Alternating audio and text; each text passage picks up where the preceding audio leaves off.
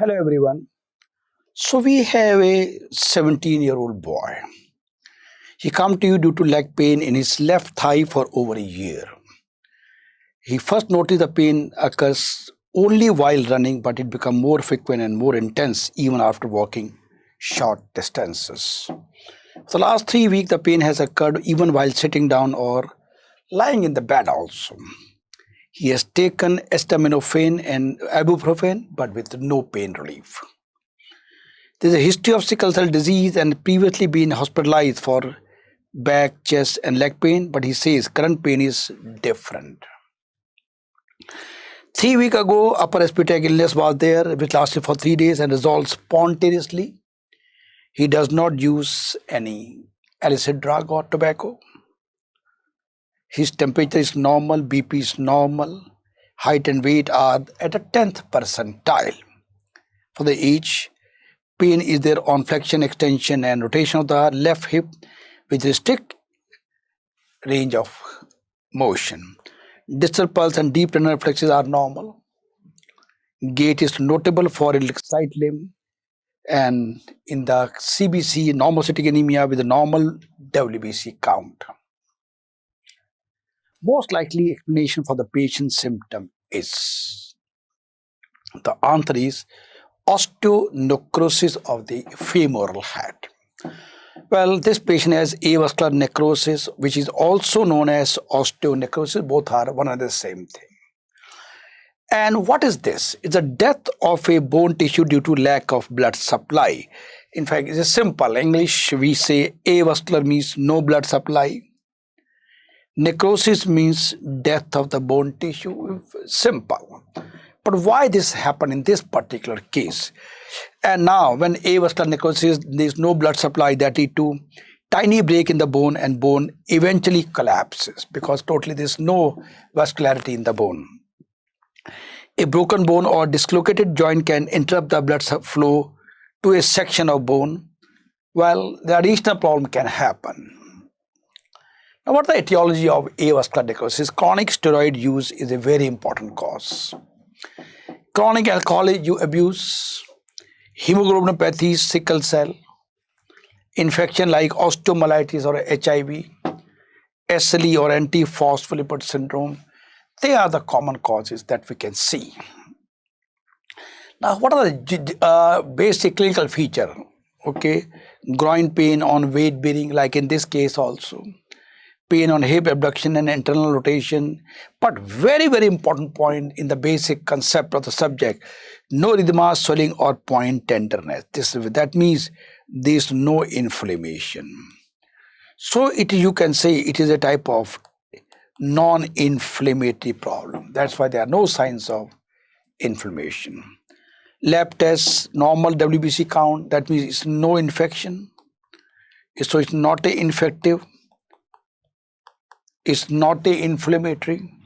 Normal ESR, CRP, MRI is most sensitive, and you can see crescent sign we see in the advanced stages. This was all basic concept about avascular necrosis. Now let's talk about patient in our question. Patient most likely has osteonecrosis or avascular necrosis due to sickle cell disease. Remember, sickle disease, so-called hemoglobinopathy, are a cause of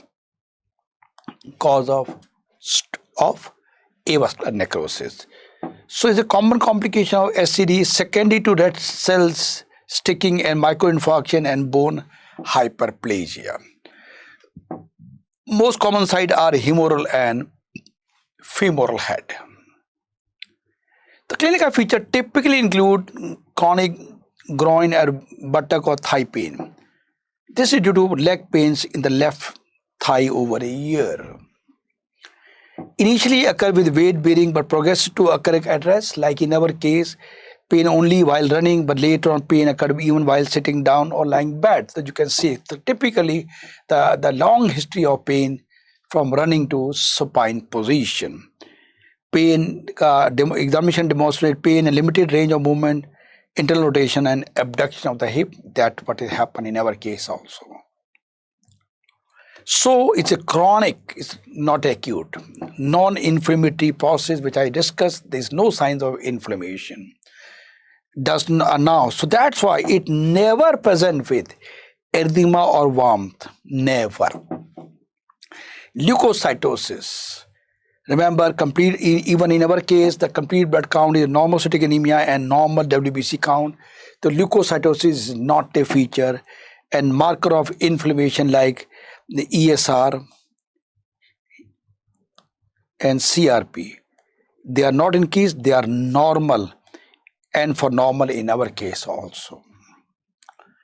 So it may appear normal in early stage, but later on, when we are suspecting, MRI should be done, but in the early stage, X-ray may be normal, but in later on, we can see X-ray finding also.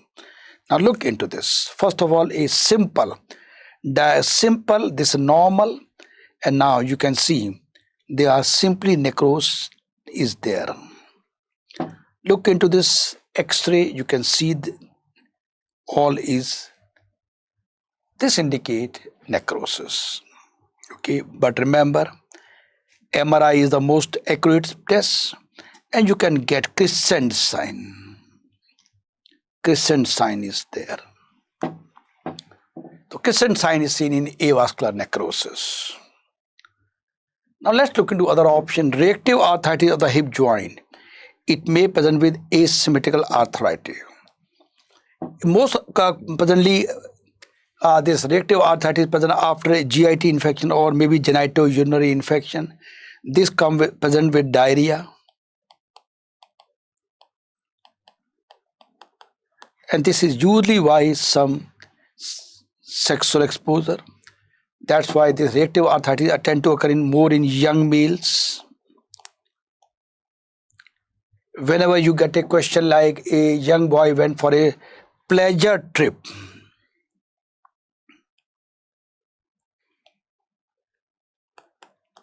and the patient has some problem, at least one of the possibilities that you should always keep in the mind is reactive arthritis. Well, in our case, the chronic nature of the pain and preceding respiratory illness make reactive arthritis unlikely. And moreover, there is no diarrhea and there is no history of any sexual exposure. But now I have some few questions. Stop the video, write down the answer in reactive arthritis. Okay, which joint is most commonly involved? Which organism is involved in GIT or genitourinary infection? What are the skin signs of reactive arthritis or Ritter disease to be more precise? Okay. First question is, which joint is most commonly involved is knee joint. Although in the question patient has the problem in the hip joint. Hip joint is not a common joint to involve in reactive arthritis. Which organism? Shigella is the most common in GIT, and Chlamydia tracheomatosis is the most common following genitourinary or so-called urethritis. Skin sign that we see is circinate balanitis, very, very important question, and keratoderma belonoregicum, justly plaque-like feature, and this what is normal, and this is what we see in this patient, keratoderma belonoregicum. Okay, this is circinate balanitis. Now let's look into other options. Option B, displacement of femoral epiphysis. Slip capital femoral epiphysis, SCFE, the short what we write, result in displacement of proximal femur due to external shearing force like obesity or trauma. Patient with SCFE typically report hip or groin pains with weight bearing. Because SCFE relies on open growth plate, it is more common in younger adolescents rather in a patient of 17 years. It's 17 years, it's a bit older age, it's more likely to be seen in the younger age group. Now look into this. Slip upper femoral epiphysis, this normal joint, and now this is the growth plate, and ball has slipped down because of SUFE. This is one more, you can see healthy socket, a femoral head, femoral neck, and femur, and this is the slip, femoral head is slipping. This is SCFE. Let's look into other option. fracture of the femur head, neck. This can predispose to avascular necrosis, no doubt about it, because that can disrupt the vascular blood supply to femur head. But occur in older adults. Our patient is 17 years, is very, very unlikely. It's just like we say, okay, measles occurring at the age of 70 years is not a good answer. The femoral fracture, this is typically occurs in the elderly, more in females as compared to males. So 17 years is not the age. Okay. Given the chronic nature of the pain without preceding trauma, STD is more likely as a cause of avascular necrosis. Now I have one more question for you. Stop the video, write down the answer. In the fracture neck fever, what is the position of the lower limb? That means by at a glance only, you can say, oh, we are dealing with avascular necrosis. Stop the video, write down the answer. I am asking what position the leg will be. The answer is the leg is external rotated with foot and knee turned outward. Look into this. This is the first of all X-ray of neck femur, fracture neck femur you can see. And this is the leg. Look, it is rotated outside. As compared to this one, you can say total right side. So see this again, total external rotation is there. This typical, and this is normal. This is the fracture of the neck femur. Let's look into other option. Malignancy of the proximal femur. Osteosarcoma is a malignancy that typically present in the adolescence and subacute or chronic low extremity pain. Well, this is a strong possibility, but STD is much more common as compared to osteosarcoma in general population. Moreover, so that's why we first think about the more common condition is SCD. Again, I have a question for you. Stop the video, write down the answer. For the common site of osteosarcoma, typically involve the distal femur or proximal tibia. Okay. Moreover, remember the site is different, and avascular, as far as avascular necrosis is concerned, is more toward in the neck area. Well, look into this osteosarcoma. Look into this. Now it's a lovely picture you can see.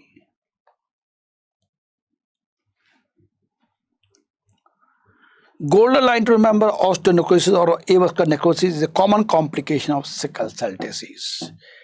Typically report chronic groin, thigh or buttock pain without warmth or edema of the joints. There are no signs of inflammation. No leukocytosis or no elevated inflammatory marker. ESR normal, CRP is normal. Thank you very much.